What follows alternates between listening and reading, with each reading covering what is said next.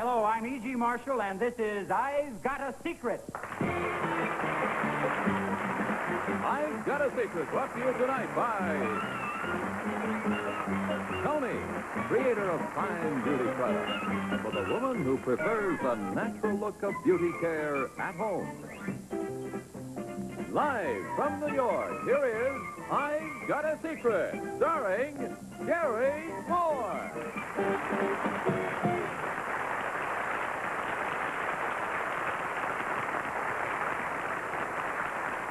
Thank you so much. Good evening and welcome to I've Got a Secret. We have some very attractive guests waiting to come out here. But before we get to them, let's meet the attractive members of our panel, who are Bill Cullen, and Betsy Palmer, and Henry Morgan, and Bess Myerson. That's the bunch.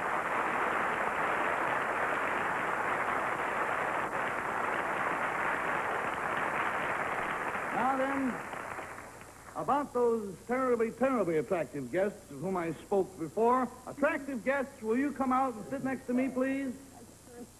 Here are attractive guests.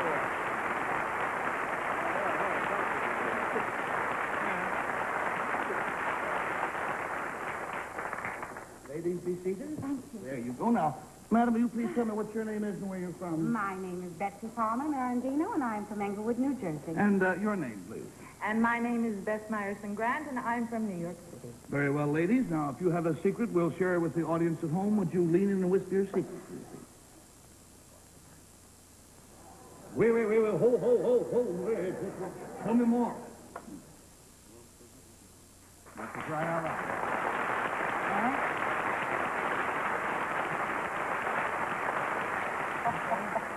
Now, we will see dramatic proof of this very shortly. But first, let's play the game. The clue concerns something about them, and we'll start the game with Bill Cullen, please.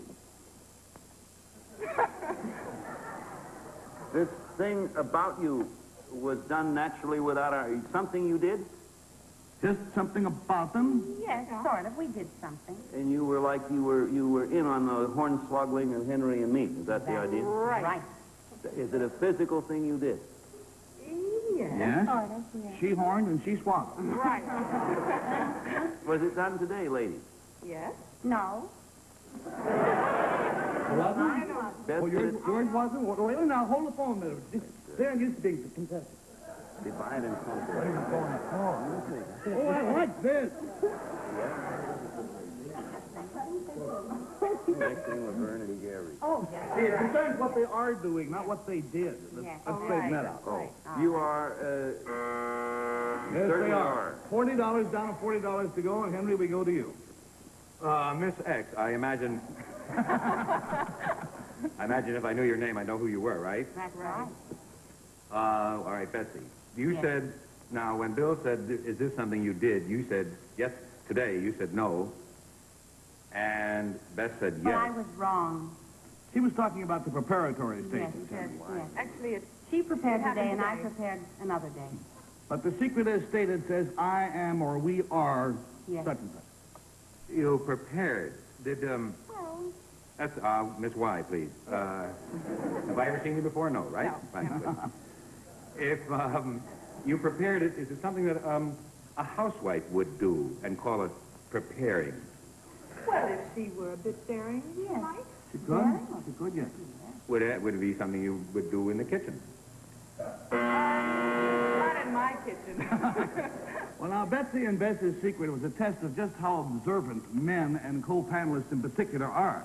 Now, you would think that Bill and Henry, men of distinction and alertness, would have noticed that they were sitting next to two attractive girls wearing bathing suits. And believe it or not, that's Boy, I what wouldn't Betsy and miss Bess are wearing, bathing suits with skirts over them. are we going to see?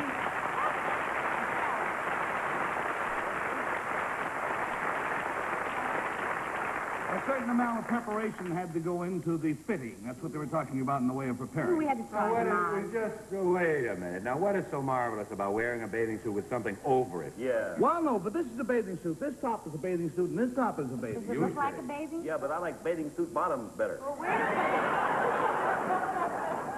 we got lots of those. I understand that this year they're even coming out with long sleeve jobs and so forth. I'm kind of old-fashioned. I still like the good old bikini. Can you actually get these things wet? I can get mine wet, I'm sure, yes. They're terribly expensive, I know that. Well, now for the dramatic proof of I promised you. Bess, will you give us a little fashion show and prove to us that your outfit is a bathing suit? And by the way, this all comes together just the way you see it. So there she is, ready for beach or evening. And now she steps out of her skirt to reveal a Rosemary Reed bathing suit.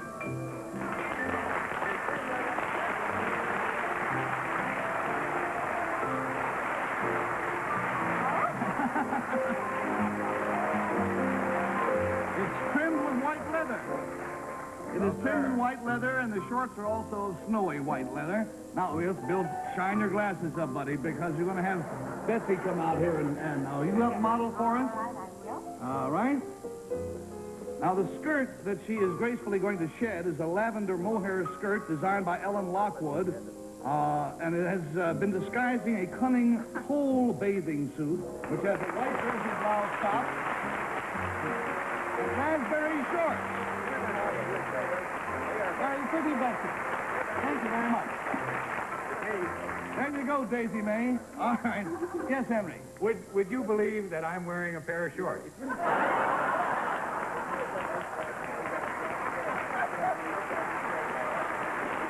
Now, may we welcome our next contestants, please. Young gentlemen, will you come in?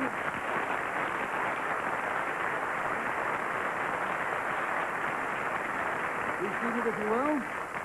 We'll find out your names and where you were from. You, sir, first. My name is Marvin Myers from Connersville, Indiana. Marvin Myers, Connersville, Indiana. And your name, sir? David Moore of Connersville, Indiana. No relation to Garry Moore from Baltimore, Maryland. So, Mr. Myers, Mr. Moore, Marvin, and Dave. Now, gentlemen, if you'll whisper your secret to me, we'll show it at the same time to our audience at home. It's your, All right, now, Dave, can you tell me some more about that?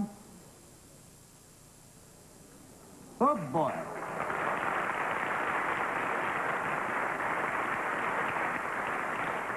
Give you a very broad clue this time. The clue concerns something they did for 14 days and nights. And the girls have not had a chance of questioning yet, so let's go to Betsy, please. All right. You know what I thought you had done when you said these two names, Myers and Moore?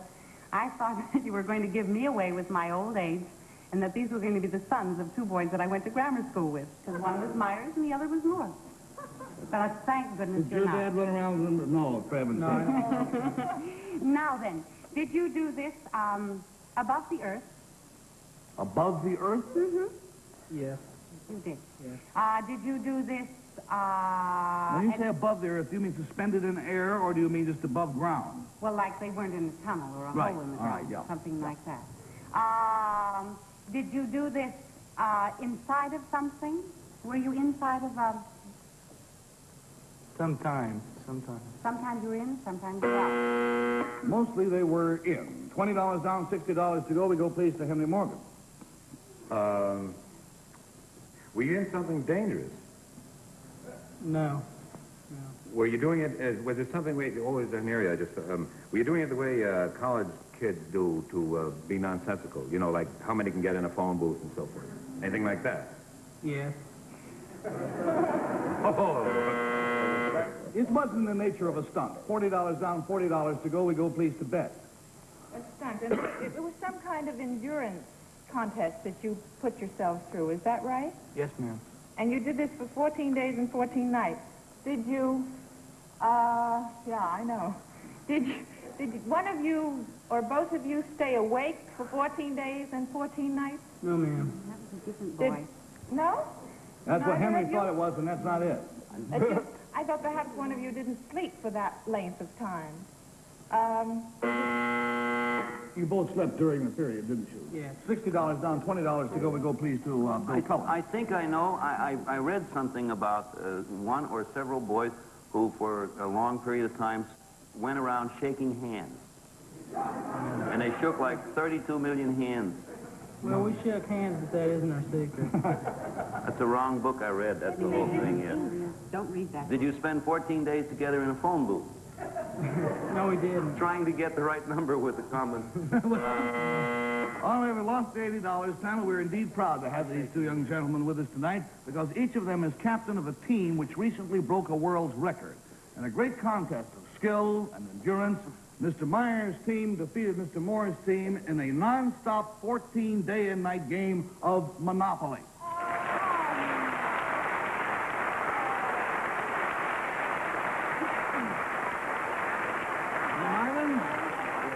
As captain of the winning team, you must be very proud. Tell me, what started you on this improbable venture? We started with the intentions of breaking the world's record. The previous record was 132 consecutive hours. Which is only 5.5 days, so you almost tripled the record. Yes, sir. Now, a panel, even though there were some 11 players on each team who played in round-the-clock shifts, Marvin and Dave, who started the game, actually played for most of those 14 days. They were the only two who were there to see it through at the finish. Now, Dave, other than sheer endurance, what were some of the problems you encountered? Well, finding a place to play was the biggest problem. We were kicked out of 2 laundromats. That's where we started first. Why laundromats? They stayed open all night, and we didn't think we'd bother anybody or anybody would care about us staying there, so that's where we started from. But kicked you out of 2 laundromats, then they went to several homes of the various team members, but they never stopped playing, even while walking down the street from location to location, or in the back of automobiles. They continued to play, so play went on uninterruptedly, and the local businessmen got interested in them, and they catered the affair, the local pizza people and so forth. So, gentlemen, thank you both very much for being with us tonight. I know you're proud of your record. Thank you. Thank you.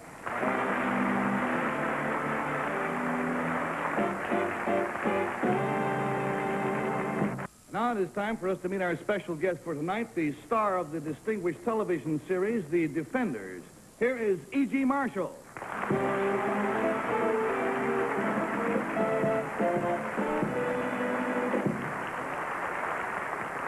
Welcome, Mr. Marshall. May I ask, who are your buddies up there? It looks ominously like a jury. Or are you trying to make me feel at home? I don't know. You travel your jury with you, I guess, huh? You appear to have an awful lot of fun on The Defenders. Well, yes, it's a day-long picnic from 7 o'clock in the morning till 7 o'clock at night. I'll bet you it is. But fun playing a lawyer, huh? As an actor? Yes, it's quite a challenge, and it also has many rewards. Well, panel, in case you're wondering why we have a jury set up on stage, you'll be happy to know that E.G. Marshall has arranged to let you share and enjoy the challenge of being a television lawyer. Each of you is going to have the opportunity to plead a case in front of this jury. Now, Mr. Marshall, will you explain how this is going to work, sir? Yes, I have 2 actual law cases here that neither the panel nor the jury have heard before. I stress that these are real cases. The names have been changed to protect the innocent. I also stress the fact that this jury was chosen just at random from the members of our studio audience just before the show. Now, this first case involves a young lady whom we shall call Jane Doe. Betsy Palmer will be the defense attorney. She will represent Jane Doe. Bill Cullen will be the prosecuting attorney. He will try to convince the jury to vote against her. So listen carefully, everyone, as Mr. Marshall reads you the facts in this case. The first case to be tried here is one that is close to the heart of the working girls of America. Jane Doe is the secretary who quit her job for a rather unusual reason. Anyway, I hope it's an unusual reason. One night, she was called on by her boss to work overtime. She soon discovered that the nature of this overtime work was to be chased around the desk by the aforesaid employer. Oh, the cad. Order, order. All right. Don't try to influence the jury or I'll slap you with a contempt citation. All right. In the middle of the chase around the desk, Jane Doe quit her job. Subsequently, she applied for unemployment insurance on the grounds that she had valid reasons for quitting. And it's a point of law that you must have valid reasons for quitting a job in order to collect unemployment insurance. At any rate, the unemployment insurance office turned down her claim for compensation on the grounds that the chase took place after working hours. Oh. Jane Doe appealed the case. I won't tell you the outcome of the appeal because I don't want to prejudice this jury, who will hear this appeal tried here tonight. Betsy Palmer, if you will come forward, you are the counsel for the defense. You have 1 minute in which to convince the jury that Jane Doe deserves to collect her unemployment. And Bill Cullen, you listen carefully because you're going to have to rebut Betsy. I'm rebutting. Miss Palmer? Yes, ladies and gentlemen of the jury, can you hear me? I mean, really, this is an open and shut case. Why, there should not be 2 ways about this. You, woman. Now, What would you feel if you, excuse me, ladies, if you were in that girl's position, running around that desk, trying to support yourself, that's why she's there in the first place, and to have this loathsome man, which, by the way, this gentleman didn't tell you, married, 10 children of his own.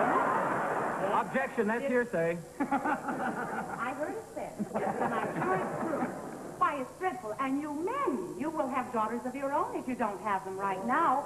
What about if you're unable to go to work and you need your daughter to support you? And that poor girl goes out into an office and there she is, just a girl trying to get a little overtime so she can pay for your cigars, for your cigarettes, for your whiskey, anything that would make life happier for you. And there she is chaste. Gentlemen of the jury, I ask you. I want you to wait.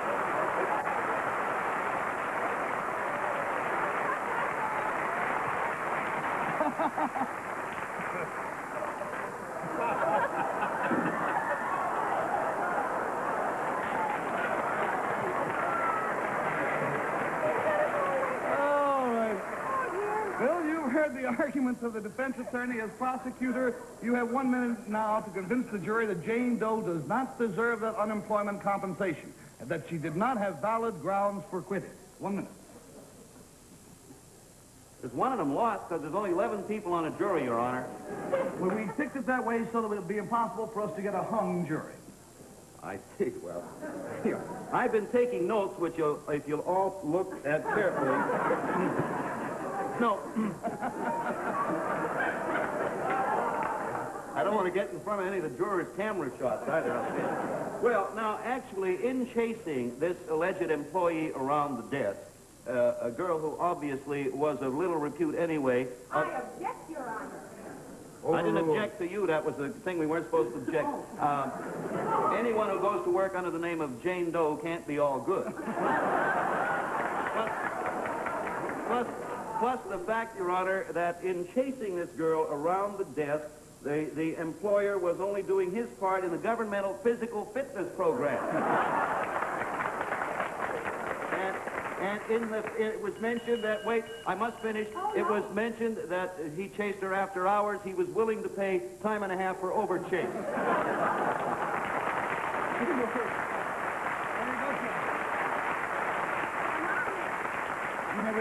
You may return. All right, ladies and gentlemen of the jury, each of you has a pad in front of him. Will you now vote for either Miss Palmer or Mr. Cullen? And bailiff, will you collect the votes, please? Yes.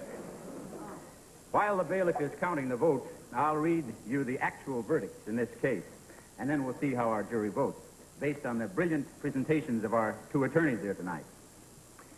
In the actual trial, it was decided that when an employer requests someone to work overtime, the overtime must be classified as regular working hours, no matter what the boss has in mind.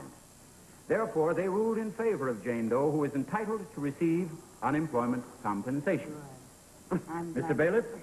Yes, sir, Have you the verdict of the jury? I have the verdict of the jury, and it's almost unanimous. 10 voted for Betsy, and 1 voted for Bill.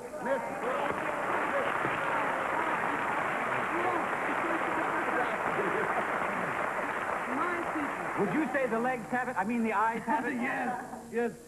Betsy winning means that Jane Doe did win her case, tonight at least, and did deserve to collect the unemployment insurance. Now, you have another case here coming up for Bess Meyerson and for Henry Morgan, right? This case involves a suit for damages brought by a man named John Doe against the owners of a saloon. John Doe came to this saloon one night after having a few drinks. He asked for a sandwich. The bartender told John Doe to go out in the alleyway behind the saloon and call the chef who lived in an apartment across the alley.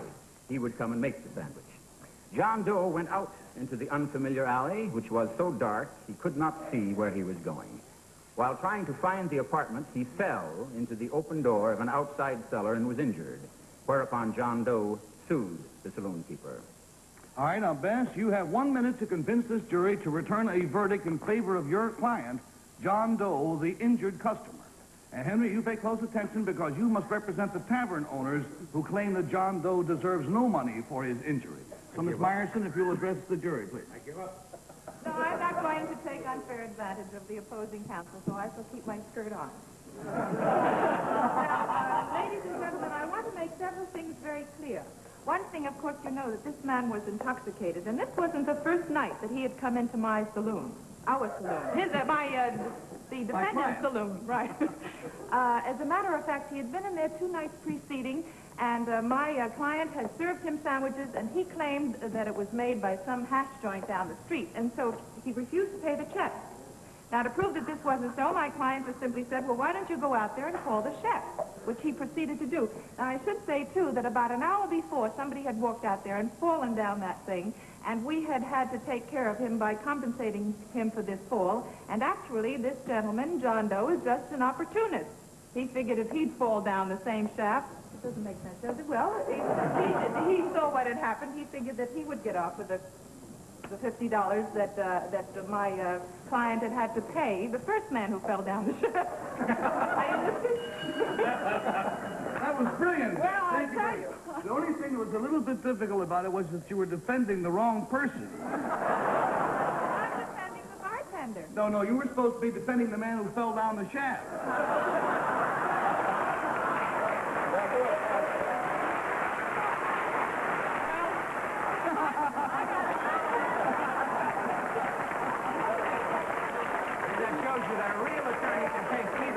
Plaintiff or defendant. Yes. Well, Mr. Marshall, will it be possible for us to switch counsel and have Henry now represent John Doe? If he's a competent attorney, he should have no difficulty in representing the plaintiff or the defendant. Now, I don't want to be a troublemaker. What am I doing? You're saying that John Doe should be given damages for... Of course, my God, it's Chief. Now, we all drink.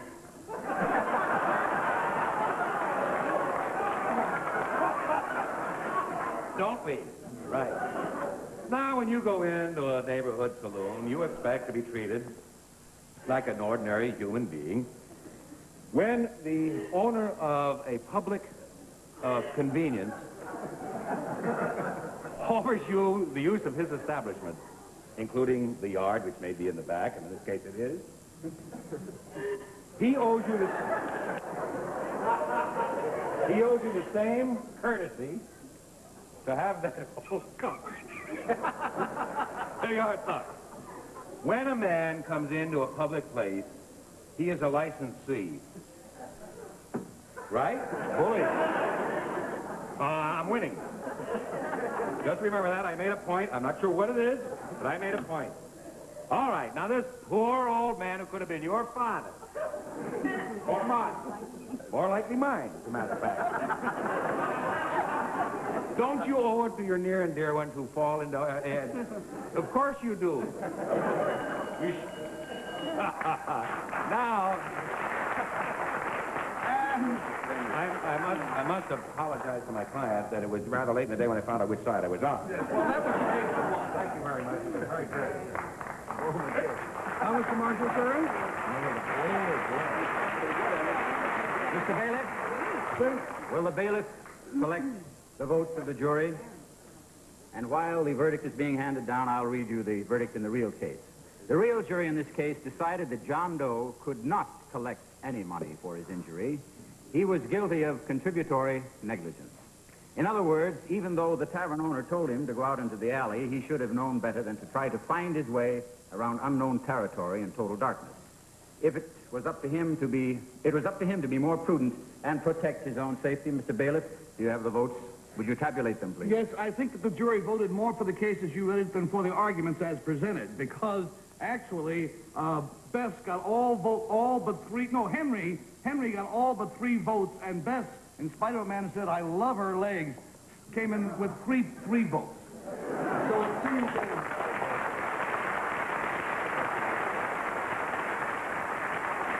the court has been reversed. We'll be back. Our special guest next week will be Miss Betty Davis. This will be a first time around, and I've got a secret for her. Mr. E.G. Marshall, sir, we shall watch you with avidity as always, and thank you very much, Mr. E.G. Marshall. And goodbye out there. We'll see you next week.